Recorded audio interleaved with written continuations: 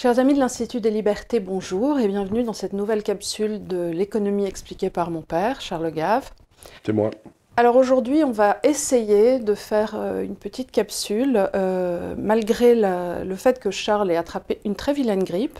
C'est pas le Covid, mais c'est une grippe, je vous dis pas. Et on sait que c'est une très vilaine grippe parce que figurez-vous que ma mère, Chantal Gave, donc la femme de Charles, ton épouse, a dû être hospitalisée cette nuit parce que sa saturation d'oxygène était descendue à 89 et qu'elle avait du mal à respirer.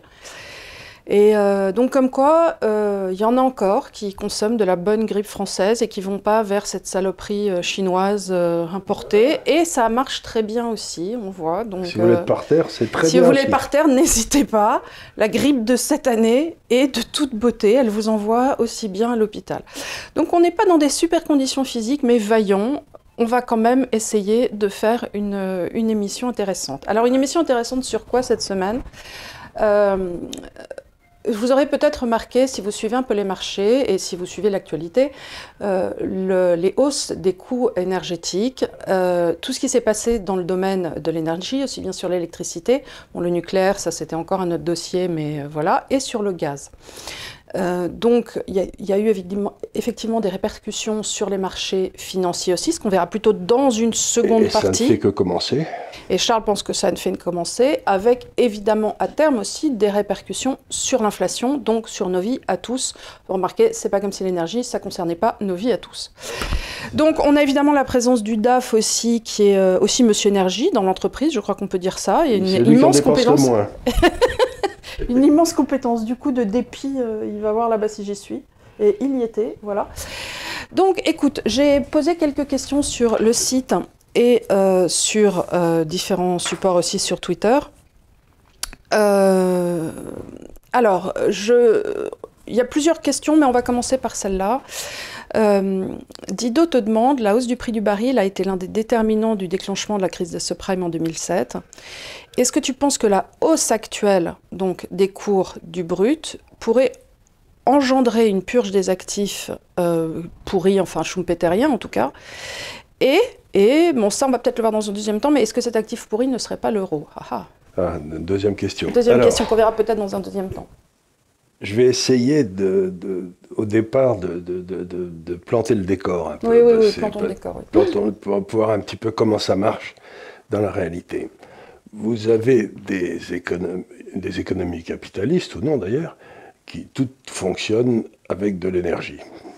L'énergie, comme je l'ai souvent dit ici, je crois d'ailleurs, l'économie c'est de l'énergie transformée. Bon. Le grand inconvénient de l'énergie, c'est qu'elle est ainsi faite qu'elle a un cycle de production qui est extrêmement long. Je m'explique, c'est-à-dire que si on réfléchit en termes énergétiques, il faut réfléchir avec des cycles qui sont de 30 à 50 ans. Se dire, voilà ce dont je vais avoir besoin dans 1 an, dans 3 ans, dans 5 ans, dans 10 ans, alors que le cycle capitaliste est plutôt 4-5 ans. Donc, qu'est-ce qui se passe en ce moment ? Il se passe un phénomène qui était tout à fait prévisible, sur lequel j'ai longuement écrit d'ailleurs, et j'en ai longuement parlé avec tous mes clients. Pour des raisons que je n'ai pas à juger, mais mettons de pollution par exemple, on a décidé d'essayer de se passer des industries, des énergies fossiles dans l'avenir. Parce que qu'est-ce que c'était l'énergie? Dans le fond, ça a presque toujours été, d'une façon ou d'une autre, du soleil qui tapait sur des plantes, qui faisait du charbon, et puis ensuite on le récupérait 50 millions d'années, et puis on le faisait cramer, quoi. Donc c'était une énergie non renouvelable et fossile. Enfin, c'était du soleil transformé, mais avec, je ne sais pas si tu le sais, mais par exemple tout le charbon dans le monde a été fait il y a à peu près 70 millions d'années, si mes souvenirs sont exacts. Quand les plantes il y a eu une espèce d'explosion des plantes parce qu'il y avait beaucoup de CO2 et que bon, les plantes se déposaient quand elles mouraient, quoi, mais qu'il n'y avait pas, de bactéries pour bouffer les résidus. Donc ils se sont entassés, ça donnait le charbon, quoi. Puis il y a à peu près 20 millions d'années plus tard, je sais pas quoi, la nature a trouvé un truc pour détruire, puis on n'a plus fait de charbon. Donc tout le charbon a été fait dans une période assez courte, et puis voilà, puis quand on en a fallu, on n'en a fallu plus, c'est fini. Donc il y a une espèce comme ça de... Donc on bouffe de l'énergie qui était autrefois fossilisée. Oui, qui a été fossilisée il y a des milliards d'années. Il y a des centaines de millions d'années, etc. Bon. Si on prend les chiffres, je vais essayer d'être bref, si on prend les chiffres, aujourd'hui, 80% de l'énergie dans le monde est fossile, c'est-à-dire charbon, gaz et pétrole. Le reste, c'est le nucléaire, c'est le vent, c'est les miroirs magiques, c'est tout ce qu'on veut. Bon. On a décidé d'arrêter ça. Je ne sais pas si tu te rends compte, 80% de l'énergie mondiale est aujourd'hui, on décide d'arrêter. C'est-à-dire qu'on change complètement de paradigme. On change mais complètement de système économique. Tout va être complètement bouleversé. Et on change sans alternative. Et on change, pour l'instant, on a dit, bon, ben, comme le charbon, c'est très mal, le pétrole, c'est guère mieux, et le gaz, c'est un peu mieux, mais guère mieux quand même, on va cesser de subventionner tout ça. Oui, mais c'est pas comme si on avait découvert une autre source, à part la décroissance, à mettre en face de ça, on n'a rien. On n'a rien. Et alors on nous a dit, on va mettre des miroirs magiques et des moulins à vent, mais... Ben oui, mais c'est des incantations. Oui. C'est des incantations, c'est... Ah bah, cela dit, ça coûte du pognon. Mais c'est des gens qui gagnent beaucoup d'argent dessus, mais c'est pas rentable. Donc, qu'est-ce qui se passe? Eh bien, toutes les entreprises dont le métier était de découvrir les nouvelles sources d'énergie, de les exploiter, etc., ont pris la décision, voyant l'enthousiasme que ça déclenchait chez leurs actionnaires, de cesser de chercher. Oui, oui. Ou du moins de cesser de chercher chez nous. Ils continuent à chercher en Russie, ils continuent peut-être à chercher en Chine, mais chez nous, ils ne cherchent plus du tout. Et donc, on se retrouve aujourd'hui dans un monde très curieux, où la croissance reprenant gentiment, on arrive à un moment où la demande d'énergie commence à être supérieure à l'offre d'énergie. Mais il n'y a pas de ressources supplémentaires dans le système. Il n'y a pas de réserve, il n'y a pas de gras. Donc qu'est-ce qui se passe? Les prix explosent à la hausse. C'est un cycle du cochon, donc. C'est exactement le cycle du cochon. Mais alors, du coup, on a cessé de produire des cochons et on se demande pourquoi le prix du cochon augmente. Alors, du coup, est-ce que ça ne va pas lancer les entreprises qui avaient arrêté de produire relancer une production? Mais c'est là où le cycle est très long, c'est ce que j'ai expliqué. C'est un cycle qui prend une trentaine d'années. Entre le moment où tu lances... Oui, en fait c'est un tanker en haute mer. Le temps où tu décides d'arrêter, le bateau fait en il a déjà fait pareil New York, quoi. Il est tellement gros. Et donc, vous avez cette espèce d'énorme inertie. Et donc, ce qui se passe aujourd'hui, c'est qu'on se retrouve dans un monde où il n'y a pas assez d'énergie. Donc, prenons le pétrole, qui est un bon exemple, mais le gaz est encore pire, hein, il est encore plus en déséquilibre. Mais ça parle moins. Le pétrole, on consomme à peu près 100 millions de barils par jour, dans le monde entier. D'accord, 100 millions de barils. 100 millions de barils par jour. Okay. Bon, si on est à 98 millions de demandes, tu vois, la demande est à 98 millions, l'offre est à 100 millions, le prix est en équilibre. Tu vois, il y a 2 millions trop, donc il y a de quoi. Mais s'il y a un pet dans le système, je ne sais pas, par exemple, je ne sais quel... Il y a un pipeline qui a sauté quelque part, dans je ne sais pas quel pays lointain, et qui transportait 500 000 barils par jour. Bon, mais 500 000 barils par jour, d'un seul coup, s'ils n'arrivent plus sur la mer, ça commence à sentir. Et comme je l'ai expliqué aussi toujours ici, les matières premières, comme tous les produits, comme dans tous les marchés, ça se traite à la marge. C'est-à-dire, c'est le dernier prix qui fait le prix, c'est-à-dire va acheter le prix du pétrole s'il se met à monter comme une fusée, celui qui peut l'acheter. Mais celui qui ne peut pas l'acheter, lui, il doit en avoir quand même, parce qu'il faut qu'il fasse tourner son entreprise, donc il est obligé de l'acheter à ce prix-là. Et on rentre dans une espèce de... Quand le prix, c'est complètement inélastique par rapport au prix à court terme. C'est-à-dire, c'est pas parce que le prix monte de 20% qu'on va cesser d'en acheter. Oui, non. En fait, on doit en acheter autant, mais on doit mettre 20 fois plus d'argent. Oui, c'est un peu comme une dépendance à la cigarette. C'est pas parce que le gouvernement, et on l'a vu, augmente les prix. Exactement. Alors, quand ils nous disent il y a moins de ventes de cigarettes, c'est qu'en fait, les gens achètent des cigarettes en contrebande. En contrebande. Mais il n'y a pas d'énergie de contrebande, là, ça ne marche pas. Alors, qu'est-ce qui se passe? C'est que le prix explose à la hausse et que c'est très intéressant parce que c'est là où on se rend compte que l'énergie, l'économie, c'est vraiment de l'énergie transformée. Et ça se diffuse partout. C'est-à-dire que d'un seul coup, cette hausse des prix se retrouve partout. Et alors, oui, mais toute création, je ne sais pas, ta baguette, il y a de l'énergie dedans. Il y a de l'énergie dedans. Il y a le four, il y a le camion pour amener la farine. Il y a le gars qui arrive en métro, enfin, pour faire son boulot. Donc, tout est énergie. Et donc, on sous-estime toujours l'énergie. C'est un peu comme l'air. On se dit, mais si on n'avait pas, on serait pas rien, quoi. Et c'est exactement ce qui se passe. Donc, on est en train d'arriver dans un monde où tout le monde sait qu'il ne va pas y avoir d'énergie. Tout le monde sait que les mesures prises par les gouvernements dans les éoliennes et les miroirs magiques ne servent à rien, qu'elles sont complètement incompétentes. Et on n'a pris aucune mesure de préparation à cette transition, sauf des mesures légales en disant, par exemple, les fonds de pension n'auront plus le droit d'avoir des valeurs pétrolières en bourse, enfin d'acheter en portefeuille. Dans leur portefeuille, ce qui est quand même une histoire extraordinaire, parce que déjà qu'ils n'ont pas beaucoup de marge, enfin en tout cas... Déjà, par contre, ils peuvent acheter des obligations françaises à rendement négatif, oui, mais ils ne peuvent pas acheter... Donc en fait, la hausse des prix de l'énergie, pour toi, là, c'est inéluctable. Ah mais ça fait 2 ans que j'en parle. Oui, alors. Ça fait 2 ans que tu en parles, mais maintenant, le coup est parti, il est inarrêtable. Et personne n'a la moindre idée de l'endroit où l'énergie va s'arrêter au plus haut. Alors, pourquoi... Donc elle peut monter à 150, elle peut monter à 100, elle peut monter à 450, je n'ai aucune idée parce qu'on rentre dans un monde où ça n'est plus le calcul rationnel, mais la survie qui est en jeu. Bah oui, bien sûr. Donc ça va être le plus offrant. Là, on rentre dans un marché mercenaire, en fait. Alors, on rentre dans un marché où... Et le pire, c'est que c'est...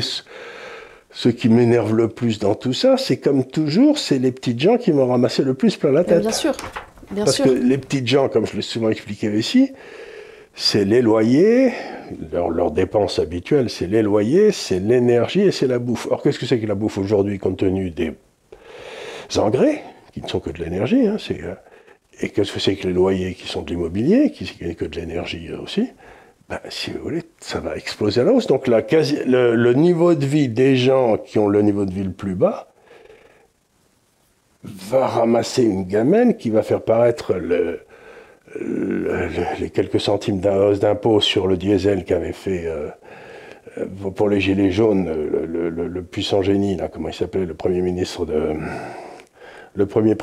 Macron, enfin Philippe. Attends, j'ai Castagnère qui me vient, mais c'est... Oui, Édouard Philippe. Édouard Philippe. Donc si vous voulez, ça va paraître comme un jeune enfant. Donc ce qui arrive devant nous, c'est littéralement une hausse cataclysmique du prix de l'énergie qui a été organisée de toutes pièces sans aucune part les politiques et les écologistes. Et donc je me dis, mais...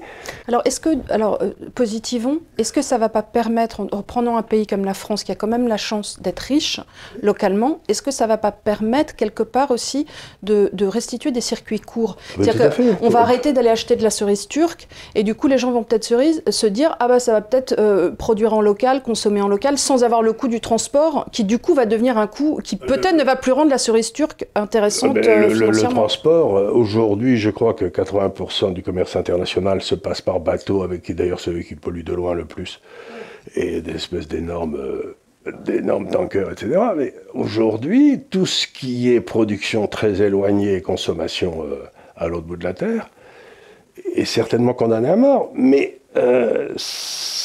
il faut faire attention, comme on dit en anglais, il faut faire attention à ce que vous souhaitez, parce que si ça arrive, vous pourriez avoir des problèmes. Be careful what you wish for. You might just get it. You must just get it.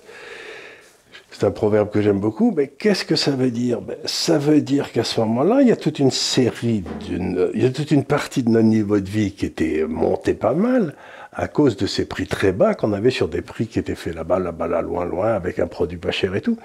Donc ça va augmenter terriblement le niveau de vie.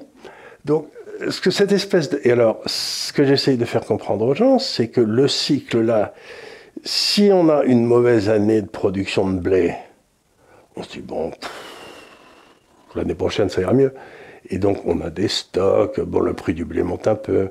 Il faut vraiment qu'il y ait 7 mauvaises années. 7 mauvaises années comme dans la Bible. Mais là, l'énergie, c'est un cycle à 30 ans. Prends le nucléaire. Les Français disent, ouais, on va revenir dans le nucléaire. Oui, mais le temps de chauffe, le temps que ça, il va falloir 15 ans. Mais c'est pas ça. C'est que comme on a quasiment fermé le nucléaire à la recherche française sous le gouvernement Jospin, ça devait être à la fin du XXe, donc... Est-ce qu'on a encore déjà les ingénieurs nucléaires? On les a plus. Oui, ils sont partis. Mais ils sont partis, ils sont toutes les filières françaises. La filière française du nucléaire était localisée géographiquement, ça allait de Grenoble à Lyon et jusqu'à Marseille. C'était cette espèce voilà, il y avait tout ça.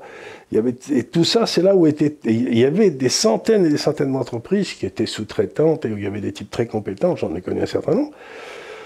À partir du moment où on décidait de tout arrêter sous Jospin, ou quasiment, juste d'entretenir ce qui était là, maintenant, il faudrait refaire, j'ai presque envie de dire, des cours dans les arts et métiers. Oui, des formations pratiques, parce que... Des formations pratiques, parce que bon, tout le monde pour me dit... Pour former toute une catégorie de jeunes, avec les budgets. Avec les budgets. Le corps des mines, bon, il y en a toujours eu 3 ou 4 à Polytechnique qui comprenaient très bien tout ça, c'est très bien, ils sont là, mais il y avait une armée d'arts métiers, de centraliens qui bossaient là-dedans, qui comprenaient... Et puis surtout, attends, ce qui est important quand tu crées quelque chose, c'est d'avoir des anciens aussi. Voilà, mais qui passaient le message. Et les anciens aujourd'hui, ils ont quasiment mon âge. Ils ont 78 ans. Enfin, on est encore très bien, 78 ans. Oui, on est encore très bien, mais tu dis, moi, je m'imagine pas en train de galoper pour monter et descendre sur des cuves nucléaires. Par exemple, la cuve nucléaire, autrefois, on avait une spécialité qui était de faire des cuves nucléaires de bonne qualité. Je sais plus, je crois que c'était au Creusot, j'en sais rien. On sait plus faire. On sait plus faire, donc... on se trouve devant un monde où un pays comme la France, qui avait une industrie, a réussi à la détruire en l'espace de 20 ou 30 ans, et maintenant on arrive à la fin du cycle énergétique favorable que les investissements précédents en énergie avaient créé, c'est-à-dire c'était des investissements gaullistes qui avaient permis à Jospin de faire le malin. Oui, c'est toujours pareil. Ouais. Et donc 20 ans après, on se retrouve ayant l'air complètement couillon, on n'a plus les investissements, ils arrivent enfin. On n'a plus les hommes, tout on n'a plus Alstom, les capitaux, ça a été cédé, on a vendu Alstom à la casse. Enfin, et on a donc cette espèce d'immense trou noir qui arrive devant nous et dans lequel on ne comprend pas d'où va venir l'énergie dont on va avoir besoin. Alors, est-ce que tu penses qu'on va se retrouver à un moment, j'exagère, mais à dessein, sans chauffage, les pieds dans la boue? À ce moment-là, j'imagine que les écolos feront 0% des voix. Oui, non, mais, au moins, on prendrait quelque part une mesure nationale pour se dire allons-y. Mais alors, déjà, ça prendrait 20 ans pour s'en sortir. Mais au-delà de ça, est-ce que tu penses qu'il peut y avoir un point de rupture? Parce que, entre guillemets, il n'y en aurait pas assez pour tout le monde. Il y aura un point de rupture. Le point de rupture, il est inévitable. Mais je sais très bien comment ça va se passer, parce que c'est toujours comme ça. Quand un gouvernement fait une erreur dans ses calculs à long terme, quelle est la solution? C'est toujours le ticket de rationnement. Ouais. Donc, ils vont commencer à nous mettre des tickets de rationnement. Alors là, je fais ma complotisme, mais beaucoup de gens disent qu'effectivement, cette histoire de Covid, c'est pour nous recenser d'une certaine façon et allouer par suite un chèque énergétique. On aura un petit dossier comme ça, dans lequel on dira, dites donc, monsieur Gare, vous avez pris l'avion 2 fois pour aller aux États-Unis et 1 fois pour aller au Canada cette année, c'est beaucoup. Donc, à partir de maintenant, si vous voulez aller aux États-Unis, vous y allez à la nage, quoi. Mais oui. Et donc, c'est les prémices d'une société du rationnement qui sera administrée par un État qui a fait la preuve totale de son incompétence. Voilà qui vous donne envie de... Alors, sans vouloir faire de peine aux gens, mais on voit que, par exemple... en Chine, ils bâtissent, une centrale nucléaire par mois ou un truc comme ça. Ils sont tout à fait... Et puis les centrales à charbon, ça y va, et les centrales à gaz, ça y va. Alors justement, Philippe, sur notre compte Twitter, me demandait, est-ce que, si je pouvais poser la question, à ton avis, sur le futur du marché nucléaire et l'impact sur le prix de l'uranium? Alors, l'uranium, c'est une toute petite partie du coût du nucléaire. Mais il est évident qu'on va se retrouver maintenant. Je crois savoir que les Clinton en particulier, l'administration Clinton et Madame Clinton, avaient vendu une grosse partie des gisements d'uranium américains, parce qu'ils en ont pas mal aux États-Unis, aux Russes.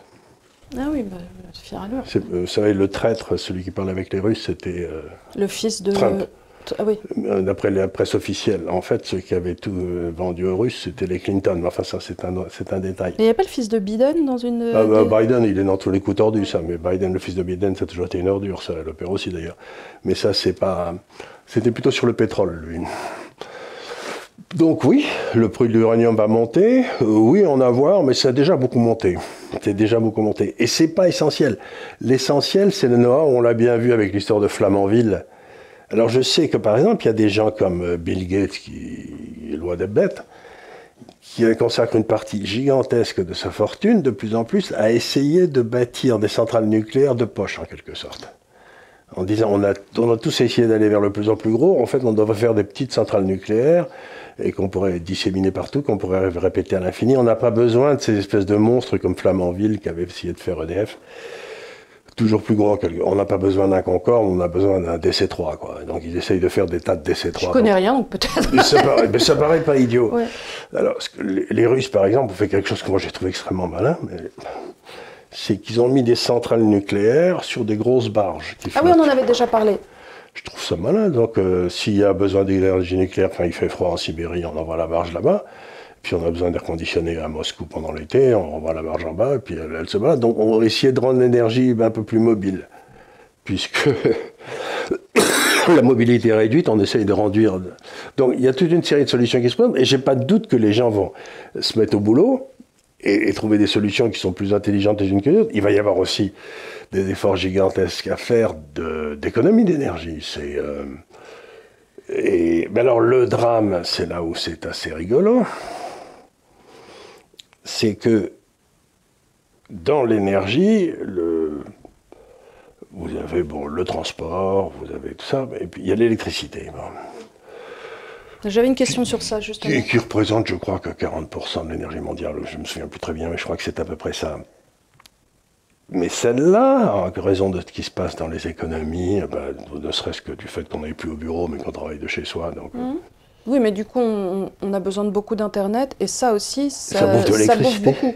Et donc, j'avais lu, et j'avais d'ailleurs fait un papier il y a 4-5 ans, donc on me disait que la demande d'électricité allait augmenter, allait doubler tous les 5 ans.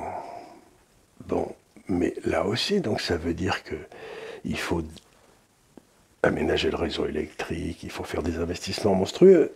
Ce que je veux dire, c'est que l'énergie, c'est un machin, encore une fois, qui se décline dans ses investissements sur 5 à 30 ans. Quoi.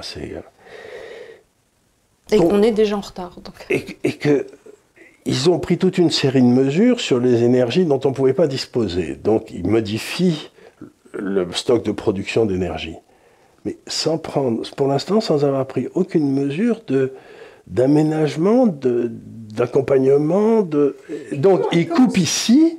Et ils disent, démerdez-y, allez. Et comment ça se fait qu'on soit quand même toujours abreuvé dans les médias de culture woke, pardon, mais décroissance, arrêtez, et que personne ne dise ce que tu es en train de dire, c'est-à-dire simplement dire, les gars, on arrive vers une période où on va plus en avoir parce que vous êtes des demeurés. Pourquoi personne le dit? Pourquoi je l'entends pas, ça? Pourquoi on est obligé d'arriver au moment d'une crise énergétique pour arriver à pointer du doigt que ça fait 20 ans que des écologistes stupides nous bourrent le mou et qu'on se retrouve à Bordeaux à faire des toilettes sèches, à aller chercher du caca chez les gens pour faire soi-disant des engrais et qu'ils dépensent je sais pas combien à se balader dans le petit vélo triporteur comme si c'était ça, et qu'on fait plus rien pour nos centrales et qu'on se retrouve comme des demeurés face à l'histoire? Parce que je crois que c'est une vieille réalité, mais que les périodes faciles engendrent des gouvernements incompétents. et que les gars qui avaient pris les mesures sous De Gaulle, parce qu'ils s'étaient retrouvés, ils s'étaient retrouvés le dos au mur. C'est là qu'on voit le mieux le mur. Oui, on le voit. C'est au pied du mur qu'on voit le mieux le mur. Et donc là, il y a eu des gars qui ont pris des mesures structurelles pour les 30 ans qui venaient, De Gaulle, Pompidou, Giscard. Et puis, une fois que ces mesures structurelles avaient été prises, il n'y avait plus besoin d'avoir le moindre courage, et donc on pouvait faire de la démagogie. Mais... Donc on a arrêté d'être des grandes personnes, et on a arrêté le monde des grandes personnes sous Giscard, et on est rentré dans la démagogie dont on se fait plaisir, puisqu'on pouvait se permettre, puisque... Ils avaient fait le boulot, papa avait laissé. Voilà. Papa avait laissé ce qu'il fallait. Donc papa a dit, et du coup, tout se passait bien, on se dit, bah voilà, j'ai fini mes devoirs, maintenant je peux me faire plaisir. Je peux me faire plaisir. Alors il se passe un phénomène, c'est quand on avait bâti l'appareil nucléaire français quelque part, tous les autres pays autour, là, se disaient, bon, il est quand même extrêmement puissant, très gros, donc si jamais nous, on a un pet, on pourra tirer sur eux. Ouais. Donc on exportait comme ça, en fonction s'il y avait une sécheresse en Espagne, on envoyait de l'électricité et ça marchait bien. Mais maintenant, la demande d'électricité chez nous est en train de bouffer, et puis en plus, on a fermé deux centrales qui marchaient très bien, ça c'est encore un coup génial, ça. On peut peut-être les rouvrir, celles-là, en électricité. Ah oui, mais ça m'attend fou. Ça m'attend fou, de fermer une centrale, c'est comme de fermer un haut fourneau, il te faut des années pour le remettre. Bon, on va sans doute les réouvrir, mais ça, tu te rends compte, la claque, ça ne sera pas réouvert si Macron est élu, et réélu, quoi, s'il n'est pas. Bon, à ce moment-là, ce qui se passe, c'est qu'on commence à utiliser, c'est-à-dire que tout le reste de l'Europe n'a plus maintenant l'espèce de volet de sécurité que lui donnait la politique qu'avait suivi De Gaulle, Pompidou et Giscard 30 ans avant. Parce qu'eux aussi, ils ont vécu... On peut dire que l'Europe, elle a vécu... Elle s'est libérée de toute dépense militaire en demandant aux Américains, c'est vous qui vous occupez des trucs militaires. Ah oui, donc on a eu 600 000 GI qui se sont mis sur la roue et on a dit vous bougez plus. Alors ils peuvent nous dire après l'Europe ça a fait la paix. Ce qui a fait la paix, encore une fois, c'est 600 000 GI qu'on a mis là-haut. Et tout d'un coup on s'est dit ouais, on va peut-être pas bouger parce que quand même, bon, sans compter que la guerre a un peu bougé et qu'on peut se poser la question est-ce qu'on n'est pas dans une guerre économique? Est-ce qu'on n'est pas, par exemple, quand on bombarde la Serbie, est-ce que c'est pas une guerre? Bref. Me dire qu'il n'y a pas eu de guerre en Europe, c'est une bêtise. Non, mais ce que je veux dire par là, c'est que donc l'Europe n'a pris aucune mesure pour assurer sa sécurité militaire à cause des Américains et n'a pris aucune mesure pour assurer sa sécurité énergétique à cause des Français qui avaient été De Gaulle. Et du coup, on se retrouve en 2020 n'ayant ni sécurité militaire, à un moment où le monde devient un peu dangereux, ni sécurité énergétique. Et avec une France qui est en déliquescence totale. Donc si là, on reprenait des décisions courageuses, et qu'on disait, voilà, on va refaire un effort... Mais la première décision courageuse, c'est dire aux Allemands, vous fermez vos centrales à charbon, et on n'achète plus vos voitures qui sont faites avec du charbon. Si vous voulez, vous achetez nos voitures faites avec de l'énergie nucléaire, parce que c'est pas polluant. Mais les Allemands, parce que maintenant le tiers du gouvernement allemand, ce sont des écolos, se sont battus comme des chiens pour empêcher qu'on dise que l'énergie nucléaire était verte. Mais les débats sont revenus là récemment, justement, de déclarer l'énergie nucléaire. Mais je crois que la France va peut-être gagner, mais parce que les Allemands voulaient bloquer tout investissement dans l'énergie nucléaire. Donc ils ont fermé il leur reste 2 ou 3 centrales à fermer, mais ils ont fermé pendant l'été dernier des centrales nucléaires qui représentaient la consommation d'électricité à peu près du Danemark. Ils les ont fermées. Et c'était même pas... Parce que nous, on a fermé des centrales, mais parmi celles-là, c'était prévu, parce qu'elles étaient... Elles étaient vieilles. C'était Madame Merkel. Ouais. Madame Merkel, qui a été la femme qui a organisé le déclin militaire et le déclin énergétique. Et avec, sous nos applaudissements. Sous les applaudissements de toute la classe politique française, enchantée d'avoir quelqu'un qui ne comprenait rien à rien et qui prenait de mauvaises décisions sur mauvaises décisions. Alors, quelqu'un me demandait pourquoi est-ce que le prix de l'électricité est indexé sur le prix du gaz. Gaz qu'on achète beaucoup en Russie. Qu'on achète plutôt en Russie. Ça, qui nous rend fragile, encore une fois, et dépendants. Et dépendants. Alors ça, c'est encore une autre qui est parfaite. Bon, l'électricité, en principe, maintenant, ça devrait être fait donc par les éoliennes et comment on appelle ça, Les panneaux solaires? Les panneaux solaires, voilà. Bon. Sauf que s'il n'y a pas de soleil et s'il n'y a pas de vent, ou les deux, il n'y a pas d'électricité. Donc, dans toute capacité installée dont tu vois la production officielle, je ne sais pas combien de mégawatts, ça va faire ceci, ça va faire cela, ça c'est la production théorique. En fait, ça ne marche jamais, parce qu'il y a des tas de moments où il n'y a pas de vent, il y a des tas de moments, donc ce sera à peu près le quart. Je crois qu'il y a des problèmes de stockage aussi. On ne peut pas stocker l'électricité. Le jour où on aura résolu le problème de stockage de l'électricité, la crise énergétique sera finie dans la seconde. S'il y a un type qui trouve une façon de stocker l'électricité dans une cuisine plus intelligente qu'une batterie, je te signale que les premières batteries, on les trouve encore une fois à Ninive de 2000 ans avant Jésus-Christ. Ça servait à faire des alliages pour frauder le fisc. Mais enfin, Très bonne raison, très bonne raison. La nature humaine ne change pas. Non, non, non. Bon. Qu'est-ce qui se passe à ce moment-là? Il faut que quand tu fais, 5 mégawatts, j'en sais rien, de production de miroirs magiques, là, il faut que tu mettes à côté une centrale à gaz de 5 mégawatts que tu mettras en route si jamais l'autre ne produit pas. Oui, oui. Et donc, qu'est-ce qui se passe? Il y a l'autre qui ronfle. Qu'est-ce qui se passe s'il n'y a pas de vent? Ni en France, ni en Allemagne, on demande du gaz pour remettre en route le truc. Oui, c'est comme une voiture hybride. Quand tu n'as plus assez d'électricité, ça passe en pétrole. Et à ce moment-là, qui fournit ton gaz? La Russie. La Russie. Et qui va le demander le gaz? Tout le monde en même temps? La Russie. Et si tout le monde demande le gaz à la Russie en même temps, le prix du gaz va péter à la hausse. Et du coup, ton électricité est indexée sur le gaz russe. Sur le gaz russe qui est indexé elle-même sur l'absence de vent. Oui. Oui. Puisque quand on a besoin, en fait, c'est magique. C'est magique. Hein. Plus ça marche pas, plus ton prix du gaz monte. Exactement. Donc en fait, tu entretiens la hausse des prix toi-même avec un système qui fonctionne pas. Voilà. C'est la beauté de ce que j'appelle le capitalisme de connivence. C'est formidable. Et alors, il y a un très bel exemple qui a été fait là, qu'il faut expliquer aux gens, parce que, si vous voulez, ça serait raconté par Coluche, les gens diraient non, même pas déconner, c'est pas possible. Quoi. Alors, les Européens se rendent compte qu'ils ont un gros problème de gaz. Donc, ils se disent, qui peut produire du gaz? La Russie, personne d'autre. Bon. Donc, il y a un consortium européen qui se monte, dans lequel tu auras, je ne sais pas, les suspects habituels, Royal Dutch, je crois qu'ils sont 5 ou 6, un Allemand, un Français, un Hollandais, et puis peut-être un Danois.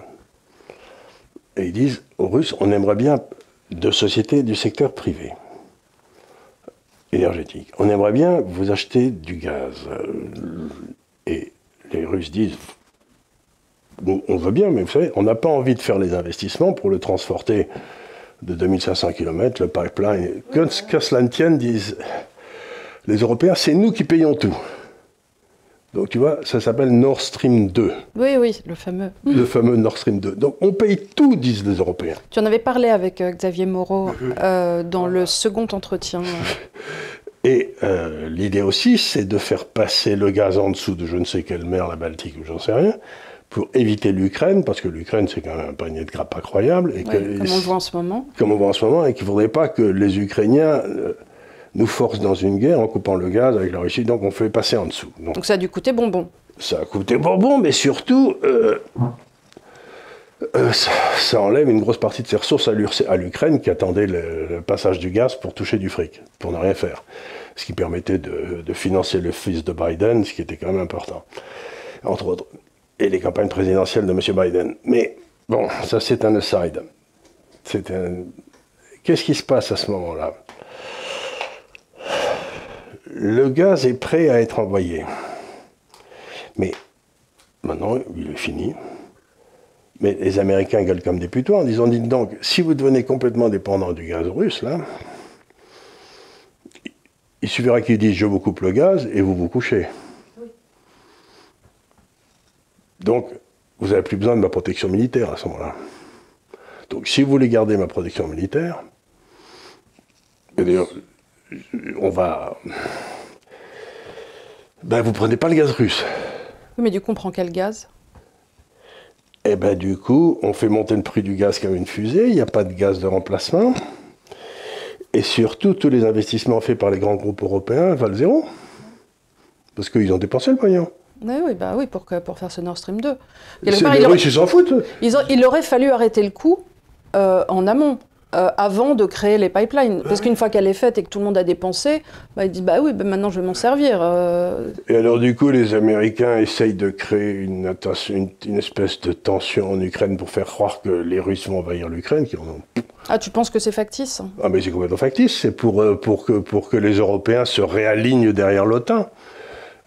Enfin, on agite un peu les Polonais en disant les Russes veulent vous envahir à nouveau. Et ça, les Polonais, ils sont assez sensibles. Oui. Les Baltes et les Lituaniens aussi. Enfin, je veux dire, je ne sais pas que la Russie était particulièrement aimable avec eux dans l'histoire, mais enfin, bref. Donc, il y a toute une série de trucs qui se passent comme ça, auxquels les gens ne comprennent rien, en se disant, mais enfin, pourquoi d'un seul coup, le gaz ne peut pas arriver? Et qu'est-ce qui se passe? Comme on refuse le gaz là, il se trouve que les Américains font du gaz de schiste, tu sais, avec des bateaux gaziers. C'est assez opaque d'ailleurs ce marché, j'y comprends. C'est assez opaque le marché du gaz de schiste. Ah, c'est très très opaque. Personne n'y comprend, personne n'a pas l'air d'y comprendre grand-chose. J'ai jamais lu quelque chose qui soit... dites-le nous en commentaire si vous avez, en tout cas moi ça m'intéresse, si vous avez des documents, des choses qui... Parce que je comprends pas très bien... En tout cas, ce qui est certain, c'est qu'il y a peu de gens qui ont gagné de l'argent sur le gaz de schiste ou le pétrole de schiste. On en produit, mais on a de la famille un petit peu par alliance dans l'Oklahoma. Vous savez, l'Oklahoma, c'est au-dessus du Texas, c'est là où il y a c'est là où il y avait du pétrole et tout. Quand on trouvait du pétrole dans le Texas, l'Oklahoma, la prospérité ruisselait sur tout le pétrole. Là, pendant le machin du schiste, ils ont fait des trous partout, ils ont cassé des roches et tout, et ils sont tous ruinés à la fin, quoi. Il n'y a personne qui a gagné un rond. Je me souviens, il y a 10 ans, tout le monde était bon. Alors déjà, il y avait les noms, gaz de schiste, le fractal, le machin, ça va être terrible et tout. On en a parlé, ça devait être incroyable, être une source de revenus incroyable, être une source d'énergie incroyable. Ça a changé la balance commerciale américaine, qui d'un seul coup est devenue excédentaire en exportation de pétrole. Oui, et puis ça leur a permis du coup de ne plus être dépendants du Canada. Du Canada et de l'Arabie Saoudite surtout, et du Venezuela. Du Venezuela, qui depuis on se retrouve d'un seul coup, donc avec... les Européens payent donc le gaz de schiste américain qui arrive en bateau, ce qui est quand même très, très peu écolo, à 2 ou 3 fois le prix qu'ils paieraient si c'était du gaz russe. Oui, mais du coup, alors attends, parce que si nos prix d'énergie montent, les prix des bateaux, les prix des transports, comme on a vu au début, ce gaz-là, de schiste, va devenir hors de prix pour nous, Européens. Mais il l'est déjà. Il l'est déjà, mais je veux dire, ça va pas aller dans le bon sens. Puisque c'est inélastique. Oui. Par contre, ça fout l'industrie européenne en l'air. L'industrie du ciment, l'industrie de... En fait, on ne va plus pouvoir, puisque l'énergie... Faire des trucs d'énergie lourde, on ne peut plus. On ne peut plus. Donc il va falloir soit développer l'artisanat, les métiers à très forte valeur ajoutée, ou les métiers de service. Les métiers de service, maintenant, ça fonctionne avec l'Internet, avec tous ces trucs-là, mais si l'électricité passe au travers du toit, ça ne va pas être... Donc, on est à force d'intervenir dans des... C'est comme si on devait faire littéralement irriguer une plaine et qu'on décide qu'on va irriguer qu'un petit bout ici, un petit bout là-bas, selon les désirs du gouvernement, mais qu'on ne va pas irriguer le tout. Et donc, on arrive à cette intervention perpétuelle des gouvernements dans les prix de marché, en particulier d'énergie. Je ne sais pas pourquoi ils se croient parfaitement capables de s'occuper des problèmes d'énergie, alors que tout montre depuis 30 ans, ils se sont trompés sur tout.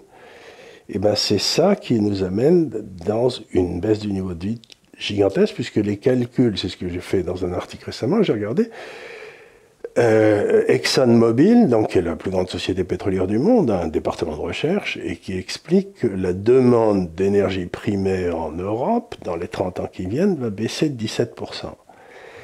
Mais attends une seconde, il n'y a pas d'exemple dans l'histoire d'une demande d'énergie qui baisse de 17% sans que le PIB baisse de 17%. Donc il nous explique à la fois que là ça va baisser de 17% et que le PIB va continuer à monter. Mais c'est un mensonge.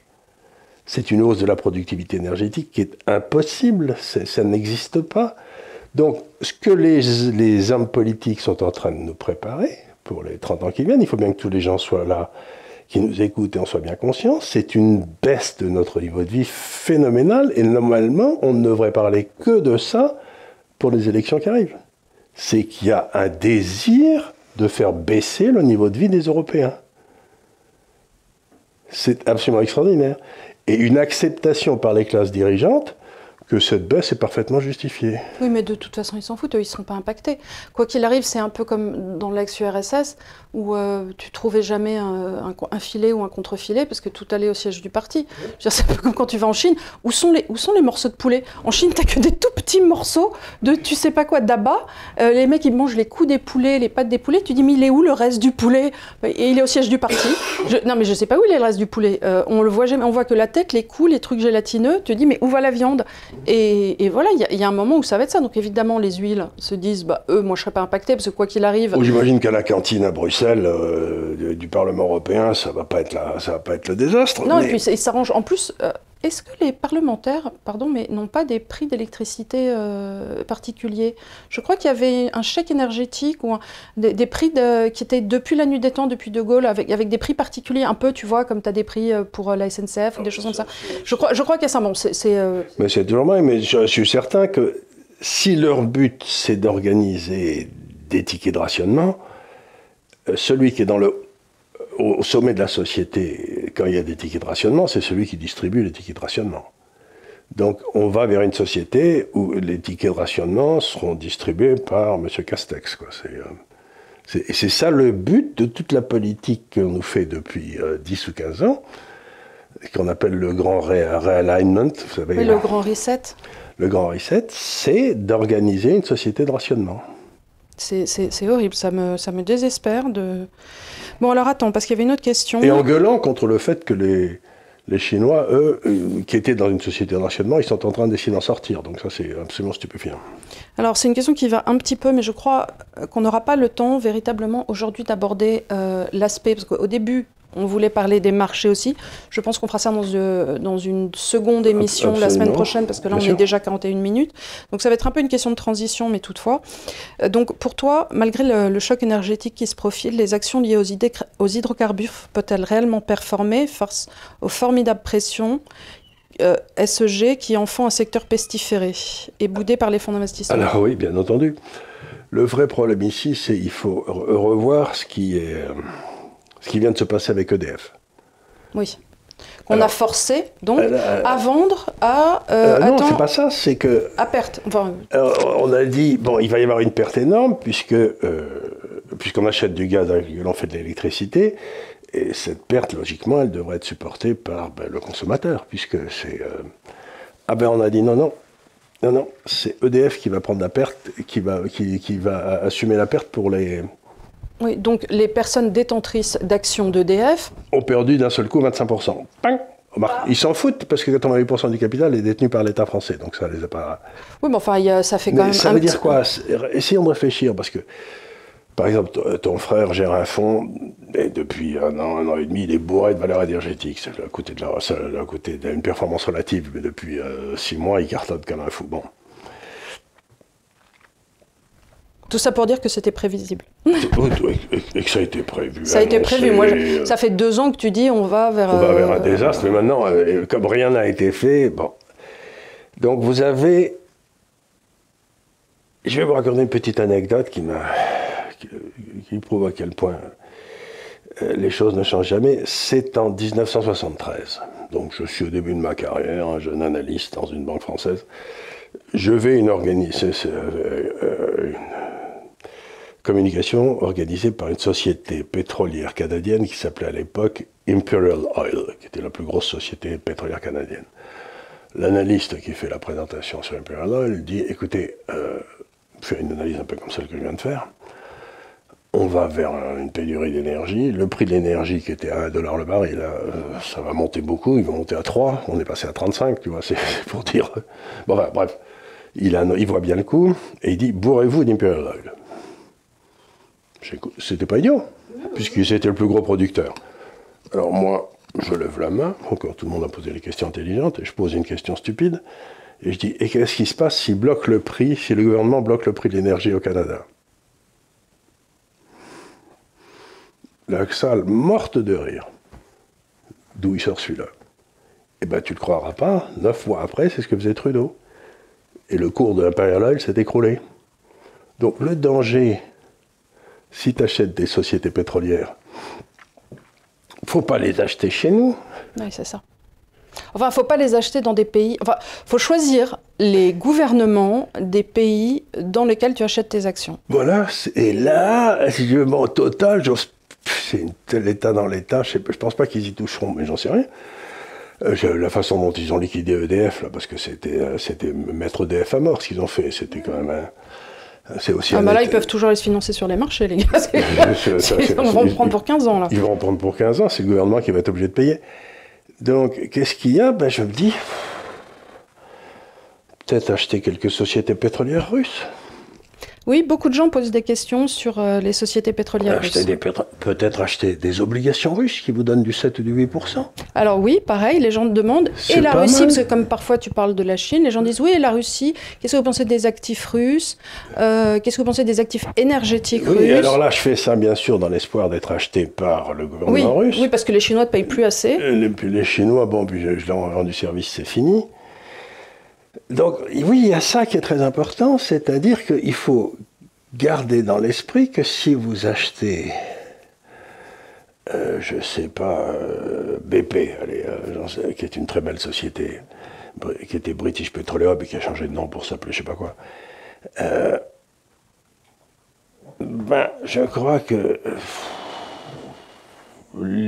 la couronne anglaise détient une majorité dans BP ou j'en sais rien.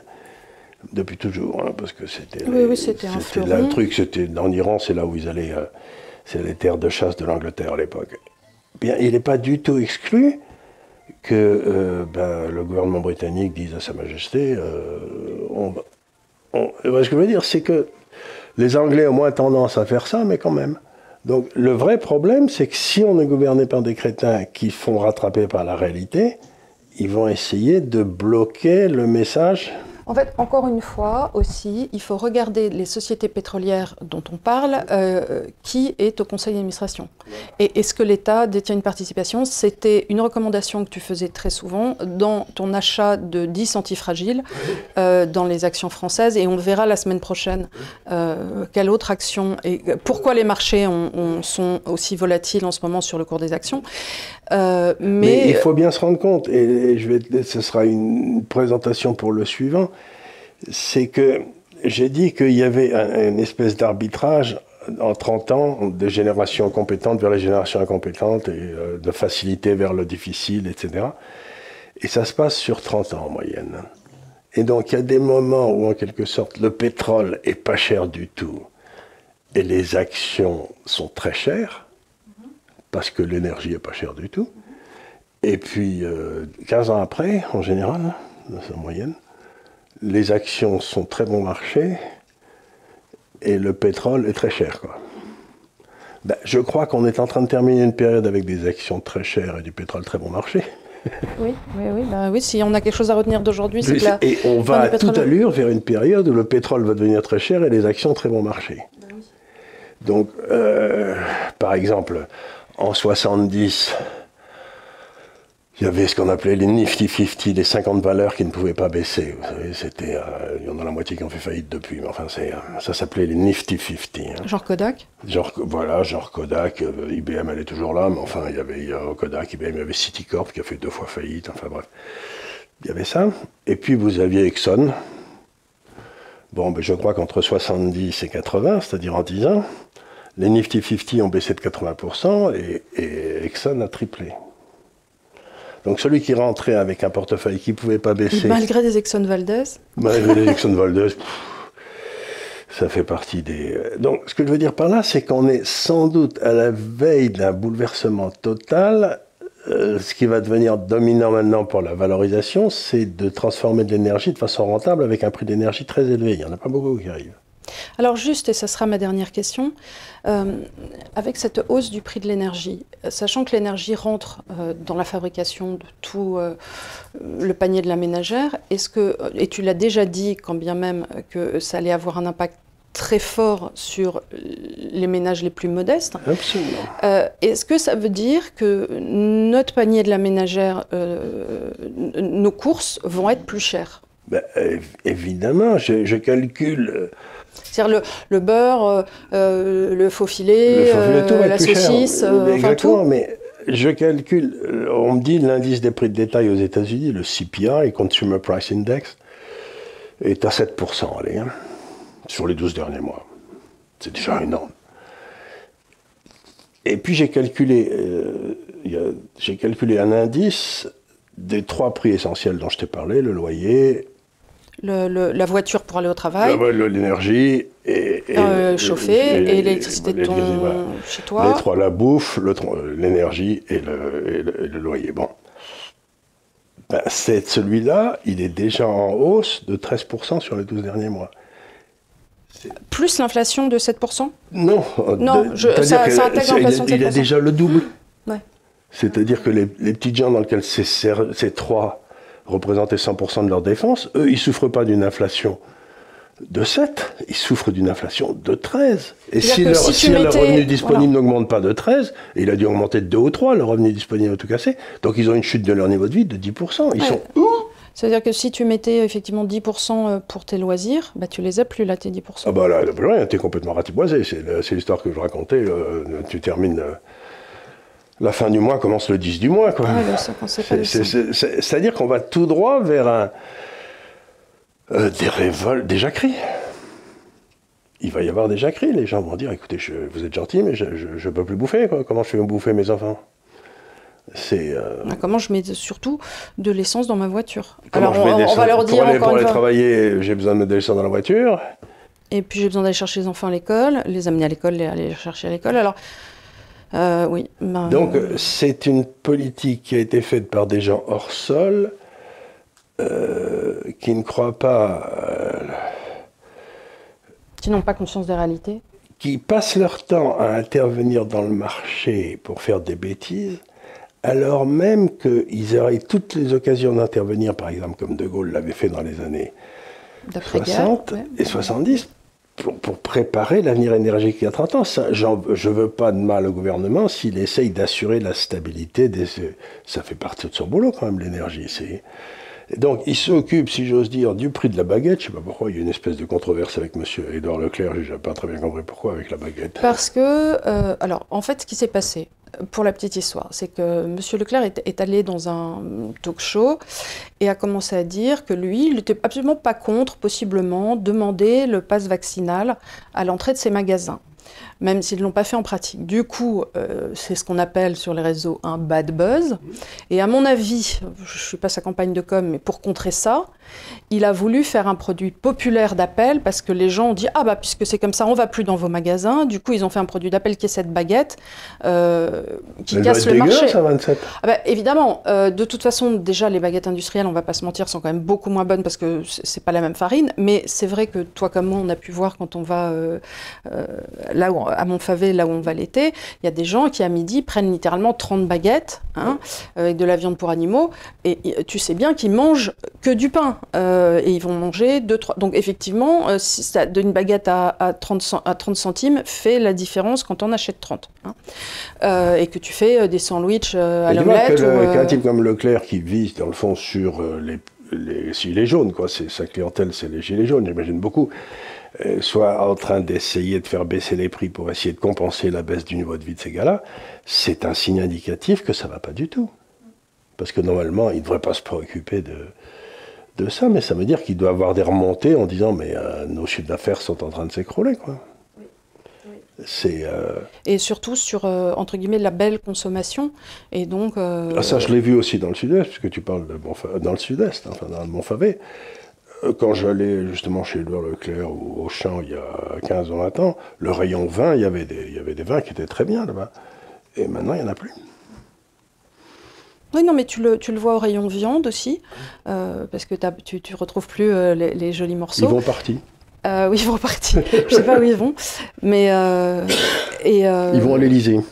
Voilà, et il y a beaucoup, c'est vrai, les hydrocarbures, le pain, et puis on le voit aussi, le développement des sections à tout petit prix. Tout petit prix, oui. Voilà.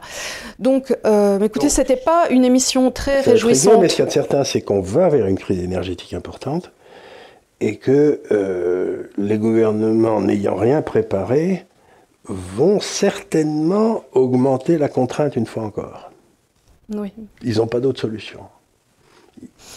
Moi, ce qui me fait très peur, encore une fois, c'est cette perte de liberté qu'on est en train de constater aujourd'hui avec justement le pass vaccinal, qui est une atteinte aux libertés, et se demander si ça ne pourrait pas être les prémices de quelque chose d'autre. Derrière le pass vaccinal, il y a le pass énergétique pour se balader. Ou le crédit social. Et ça, je pense qu'on peut légitimement se poser la question, et ne pas se la poser, c'est... Et surtout, si on ne se la pose pas, il ne faudra pas gueuler quand on vous dira, vous ne direz pas, le gouvernement n'avait pas le choix. Si, il aurait pu démissionner, organiser des élections, et qu'on trouve d'autres solutions. Il y a des solutions.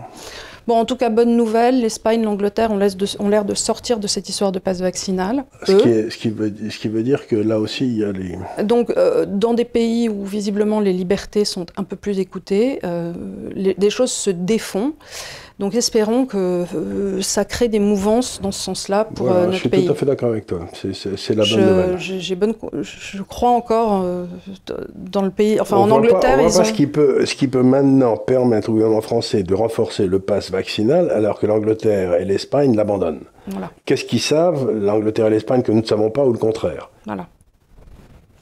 Sur ce, écoutez, j'espère qu'on ne vous aura pas trop mis le moral à zéro. La semaine prochaine, les marchés financiers. Voilà, enfin, les marchés financiers, on vous a déjà fait un tuto, entre guillemets, sur les marchés, mais on va essayer de parler de ce qui se passe en ce moment en corrélation avec l'énergie sur les marchés financiers, parce qu'effectivement... Et de l'évolution à prévoir. Voilà, les évolutions à prévoir, et les actions sont très très hautes, et on se retrouve avec certaines actions sont très hautes, voilà, et avec des effets, plus l'injection monétaire que des banques centrales, qui vont créer cette inflation, parce qu'encore une fois, comme disait Milton Friedman, l'inflation, c'est jamais qu'une démanipulation monétaire. Et voilà. Il ne faut jamais oublier, si vous voulez, que les banques centrales, elles peuvent imprimer tout ce qu'elles veulent, mais elles ne peuvent pas imprimer du pétrole. Voilà, donc on est malade. Écoutez, j'espère à la semaine prochaine. Et puis, il a été très sage, donc on le félicite. Bravo. Et merci de nous avoir suivis. N'hésitez pas à mettre vos commentaires en dessous. Suivez-nous sur Instagram et sur Twitter. Merci de votre fidélité. À bientôt.